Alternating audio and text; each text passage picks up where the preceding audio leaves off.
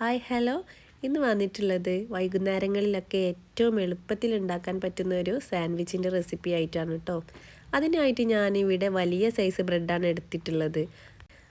അത് ഇതുപോലെ തിന്നായിട്ട് ഓരോന്നും പരത്തിയെടുത്തിട്ടുണ്ട്.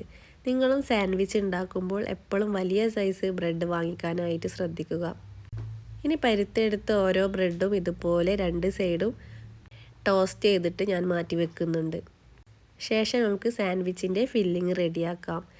ചൂടായ പാനിലേക്ക് കുറച്ച് ഓയിൽ ഒഴിച്ചതിന് ശേഷം ചെറിയ കഷ്ണങ്ങളാക്കി അരിഞ്ഞ ചിക്കനും അതുപോലെ ഇതിലേക്ക് കുറച്ച് മഞ്ഞൾപ്പൊടി, ഉപ്പ്, അതേപോലെ ഇഞ്ചി വെളുത്തുള്ളി പേസ്റ്റ്, കുരുമുളക് പൊടി എല്ലാം ഈ ഒരു ടൈമിൽ നമുക്ക് ചേർത്ത് കൊടുത്തതിന് ശേഷം നല്ലപോലെ മിക്സ് ചെയ്തെടുക്കാം.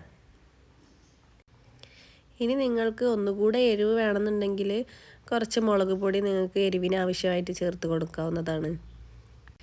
ഞാനിവിടെ എരിവ് ആവശ്യമുള്ളത് കൊണ്ട് കുറച്ച് മുളക് പൊടി കൂടി ചേർത്ത് കൊടുക്കുന്നുണ്ട്. അതുകൂടെ ഇട്ട് കൊടുത്ത് നല്ലപോലെ മിക്സ് ചെയ്തെടുക്കുന്നുണ്ട്. ഇനി ഈ ചിക്കനിലെ സ്റ്റോക്കൊക്കെ ഒന്ന് വറ്റുന്നത് വരെ നമുക്ക് ഈ ചിക്കനെ വേവിക്കാം. ശേഷം ഒരു വലിയ ഉള്ളി ചെറുതാക്കി അരിഞ്ഞത് ഞാൻ ചേർത്ത് കൊടുക്കുന്നുണ്ട്. ഇനി ഇതും കൂടെ ഈ ചിക്കനിലേക്ക് മിക്സ് ചെയ്തെടുക്കാം. ഞാനിവിടെ പച്ചമുളകോ വേറെയുള്ള കാര്യങ്ങളോ ഒന്നും ചേർക്കുന്നില്ല കേട്ടോ. ഈ പൊടികൾ മാത്രമേ ചേർക്കുന്നുള്ളൂ. അതുപോലെ കുറച്ച് മല്ലിയില അരിഞ്ഞത് കൂടി ചേർത്ത് കൊടുത്ത് ഫ്ലെയിം ഓഫ് ചെയ്യാം. ഇനി ഇവിടെ നമ്മുടെ സാൻഡ്വിച്ചിന് മെയിനായിട്ട് വേണ്ടത് മയോണൈസാണ്. മയോണൈസ് പറ്റാത്തവരാണെന്നുണ്ടെങ്കിൽ നിങ്ങൾക്ക് വൈറ്റ് സോസ് ഉണ്ടാക്കിയിട്ട് അത് ആഡ് ആക്കാവുന്നതാണ്. ഞാനിവിടെ മയോണൈസാണ് എടുത്തിട്ടുള്ളത്. ഞാനിവിടെ മയോണൈസിലേക്ക് ടൊമാറ്റോ സോസ് ആഡ് ചെയ്തിട്ടുണ്ട് കേട്ടോ. ഇനി ഞാനിത് ഈ ഒരു മിക്സിലേക്ക് ചേർത്ത് കൊടുക്കുന്നുണ്ട്. എന്നിട്ട് നല്ലപോലെ മിക്സ് ചെയ്തെടുക്കുന്നുണ്ട്. ഇതുപോലെ എല്ലായിടത്തും എത്തുന്ന രീതിയിൽ മിക്സ് ചെയ്തെടുക്കുന്നുണ്ട്. ഞാൻ ഉണ്ടാക്കിയിട്ടുള്ള മയോണൈസ് കുറച്ച് ലൂസ് കൺസിസ്റ്റൻസിയാണ്.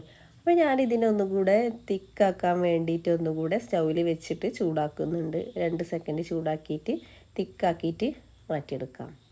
കുറച്ചൊരു തിക്ക് കൺസിസ്റ്റൻസിയിൽ ആക്കി എടുത്തിട്ടുണ്ട്. ശേഷം നമ്മുടെ ടോസ്റ്റ് ചെയ്ത ബ്രെഡിലേക്ക് ഈ ഒരു മിക്സിനെ വെച്ച് എല്ലാ ഭാഗത്തേക്കും ആക്കി കൊടുക്കുന്നുണ്ട്. ഇതുപോലെ എല്ലാ ഭാഗത്തേക്കും ഈ ഒരു ചിക്കൻ്റെ മിക്സാക്കി കൊടുക്കാം.